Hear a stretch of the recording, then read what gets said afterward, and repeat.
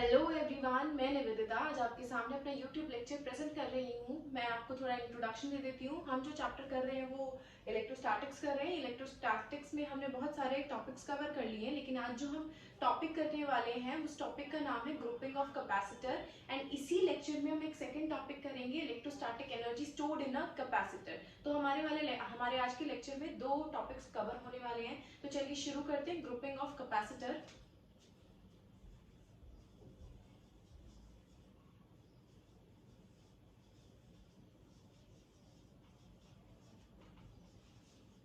देखिए, grouping of capacitor जैसे आपने 10th स्टैंडर्ड में पढ़ा होगा। ग्रुपिंग ऑफ रेजिस्टर्स की ग्रुपिंग दो टाइप में होती है, एक होती है सीरीज और एक होती है पैरेलल। सेम ग्रुपिंग यहाँ पर होती है। पहली ग्रुपिंग होती है जिसको हम लिखेंगे सीरीज ग्रुपिंग, एंड जो सेकेंड ग्रुपिंग लिखेंगे उसे हम लिखेंगे पैरेलल ग्रुपिंग। मैं आपको थोड़ा समझा देती हूँ सीरीज में कैपेसिटर किस तरीके से अरेंज होते हैं। थोड़ा सा कैपेसिटर और क्लियर कर देती हूँ। कैपेसिटर जो होता है एक तरीके से एक डिवाइस है, जैसे रेजिस्टर एक डिवाइस है, ऐसे कैपेसिटर भी एक डिवाइस है जो चार्ज स्टोर करने का काम करता है।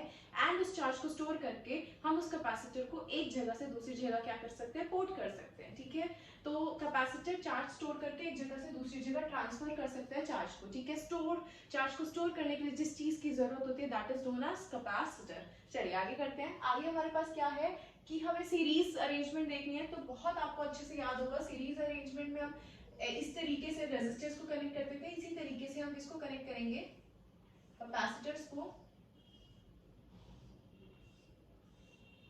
जिसमें एक एंड पॉजिटिव, ये नेगेटिव, ये पॉजिटिव, ये नेगेटिव, ये पॉजिटिव, ये नेगेटिव, इस तरीके से होगा। एंड ये हमारा कौन सा अरेंजमेंट हो जाएगा, series arrangement of capacitor. I hope आपको ये समझ में आ गया होगा। Next is parallel arrangement of capacitor. Parallel arrangement of capacitor कुछ ऐसी होगी।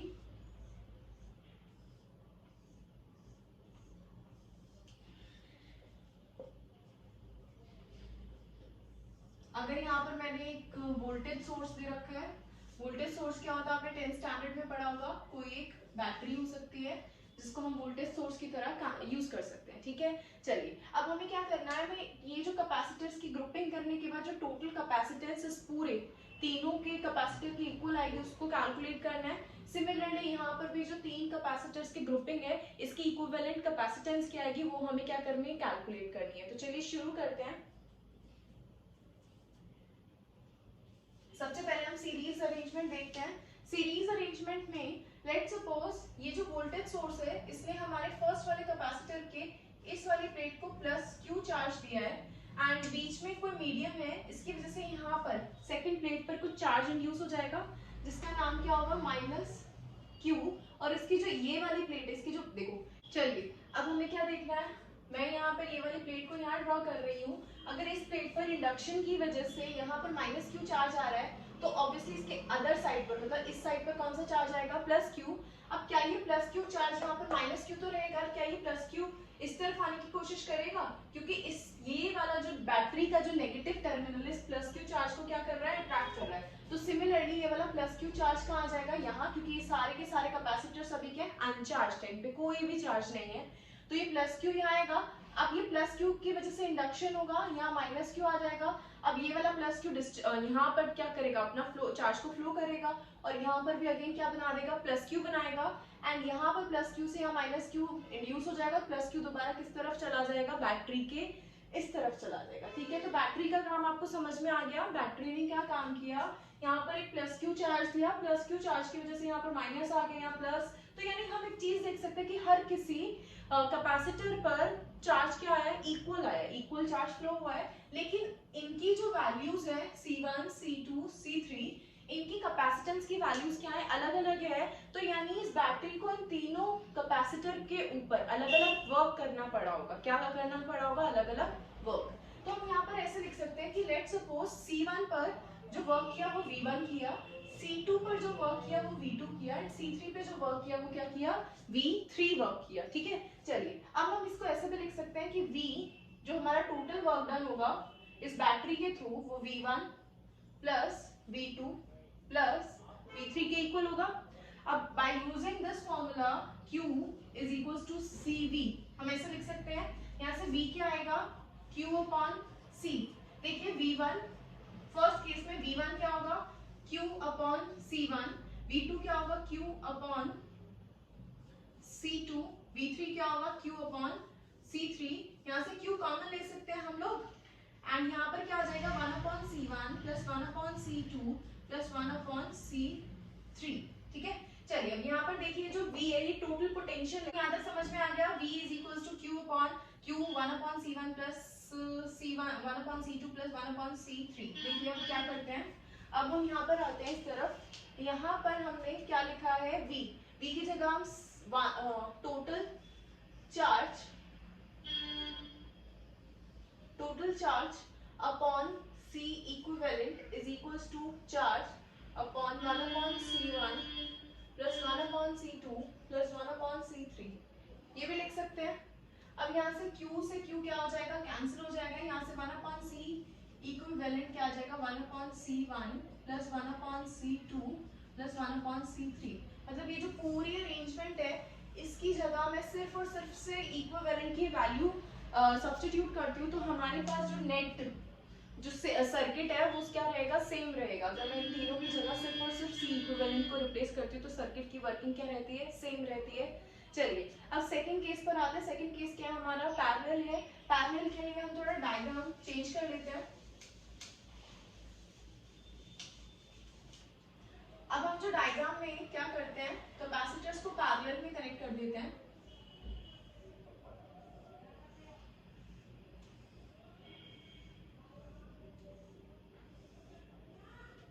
यहाँ पर मैंने एक बैटरी से कनेक्ट कर दिया इसको। लेट्स सपोज इन तीनों कैपेसिटर्स की वैल्यू C1, C2, C3 है। ठीक है, यहाँ से बैटरी ने कितना चार्ज दिया, Q चार्ज दिया। Q में से Q1 इधर गया, Q2 इधर गया, यहाँ से Q चार्ज फ्लो हुआ। Q चार्ज ने कैपेसिटर्स, अलग अलग कैपेसिटर की वैल्यू अलग है लेकिन सभी को पोटेंशियल जो मिल रहा है वो सेम मिल रहा है, लेकिन उसी वजह से इसको चार्ज अलग मिलेगा, इसको भी अलग मिलेगा, इसको भी अलग चार्ज मिलेगा। तीनों को चार्जेस क्या मिल रहे हैं, different, due to same potential. Potential इनको क्या मिल रहा है, सेम। अब यहाँ पर कैपेसिटेंस की वैल्यू अलग है तो क्या चीज डिफरेंट हो सकती है, हमारे चार्जेस। लेकिन यहाँ से जो टोटल चार्ज फ्लो हुआ है वो क्या फ्लो हुआ है, Q। तो बाय कंजर्वेशन ऑफ चार्ज हम ऐसा लिख सकते हैं कि Q1 plus Q2 plus Q3, इन तीनों को हम ऐसे इक्वल करके लिख सकते हैं due to conservation of charge. अगर मैं इस पूरे सर्किट को एक सिंगल कैपेसिटर के इक्विवेलेंट मानती हूँ तो Q को हम क्या लिख सकते हैं, C equivalent into V। V ये वोल्टेज हो जाएगी। यहाँ पर Q1 क्या होगा, C1 into V, C2 into V, C3 into V, using the formula of Q is equal to CV। यहाँ से हम V कॉमन ले सकते हैं, यहाँ आ जाएगा C1 plus C2 plus C3, ये हो जाएगा C इक्विवेलेंट इंटू V। यहाँ से C इक्विवेलेंट की वैल्यू आ जाएगी C1, C2, C3। तो आप ये कह सकते हैं कि अगर मैं इन तीनों अरेंजमेंट, जो तीन कैपेसिटर्स की जो अरेंजमेंट है, ग्रुपिंग है, इसकी जगह अगर मैं सिंगल एक ये वाला कैपेसिटर यूज कर लेती हूँ जो तीनों के सम के इक्वल है, तो ये सर्किट की वर्किंग क्या रहेगी, सेम रहेगी। चलिए आगे चलते हैं।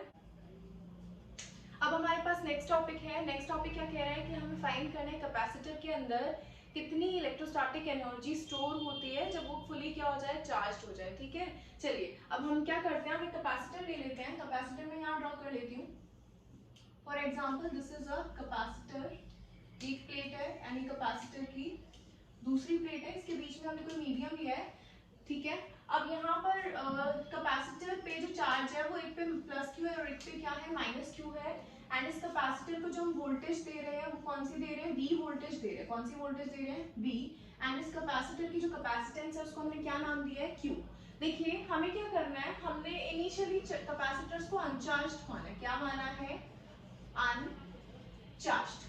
होगा क्या कि ये जो बैटरी जितना भी वर्क इस कैपेसिटर को चार्ज करने में लगाएगी, ये जो बैटरी जितना भी वर्क इस कैपेसिटर को चार्ज करने में लगाएगी वो सारा का सारा वर्क स्टोर हो जाएगा एक तरीके से पोटेंशियल एनर्जी में। उस पोटेंशियल एनर्जी का नाम क्या होगा, इलेक्ट्रोस्टैटिक एनर्जी। ठीक है, तो हम क्या करेंगे, इस कैपेसिटर को चार्ज करने में वर्क कैलकुलेट करेंगे और जो इसको चार्ज करने में वर्क कैलकुलेट हो रहा है वो किसमें स्टोर हो जाएगा, इलेक्ट्रोस्टैटिक एनर्जी में स्टोर हो जाएगा, वेरी सिंपल। तो चलिए, हमने माना है कि हमारा कैपेसिटर इनिशियली क्या है, अनचार्ज है, यानी उसके ऊपर कितना चार्ज है, 0। और हम ये मान के चल रहे हैं कि हमारे कैपेसिटर पे फाइनल कैपिटल क्यू चार्ज आ जाएगा। कितना चार्ज आ जाएगा, कैपिटल क्यू चार्ज आ जाएगा, ठीक है।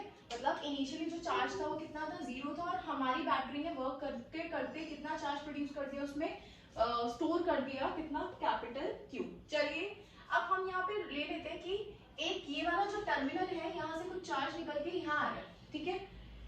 तो एक मैं टाइम ले लेती हूँ कि हमारा जब यहाँ से यहाँ पर जो चार्ज था 0 था, लेकिन इनिशियली यहाँ पर कोई एक चार्ज है किसी पर्टिकुलर टाइम पीरियड पर, इस वाले कैपेसिटर पे कुछ चार्ज है Q एंड कैपेसिटेंस कितनी है V C।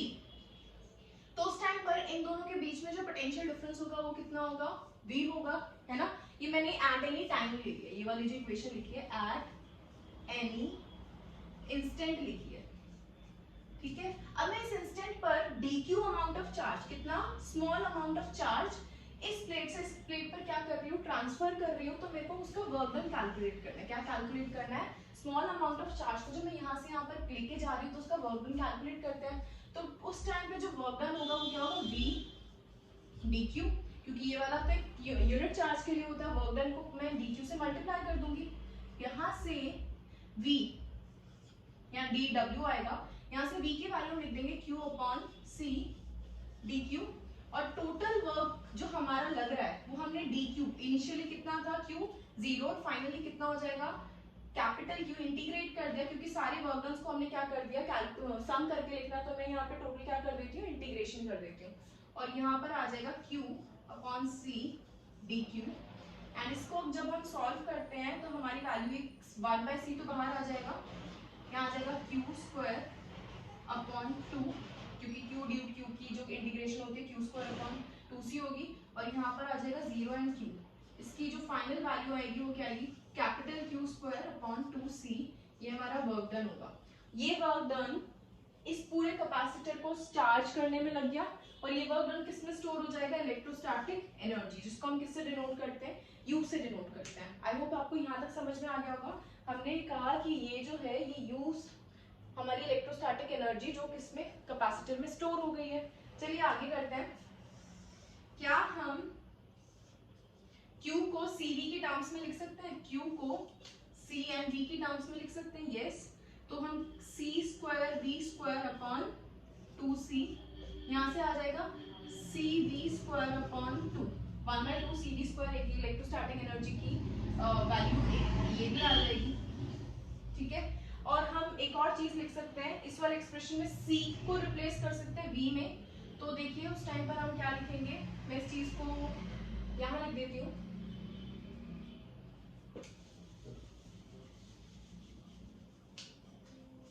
इसी एक्सप्रेशन में देखिए C Q² अपॉन 2C वाले एक्सप्रेशन में मैं C को Q अपॉन V में लिख रही हूँ, QV। तो यहाँ से ये कैंसिल हो जाएगा, QV अपॉन 2। ये भी हमारी इलेक्ट्रोस्टैटिक एनर्जी होगी। सारे के सारे जो मैंने बॉक्स में लिखे हैं, सारे के सारे अलग अलग एक्सप्रेशन है किसके लिए, इलेक्ट्रोस्टैटिक एनर्जी के लिए, जो कि किस में स्टोर हो गई है, एक चार्ज कैपेसिटर में स्टोर हो गई है। आई होप आपको आज वाले लेक्चर में सारे कॉन्सेप्ट्स क्लियर होंगे। चलिए मिलते हैं अब नेक्स्ट लेक्चर में।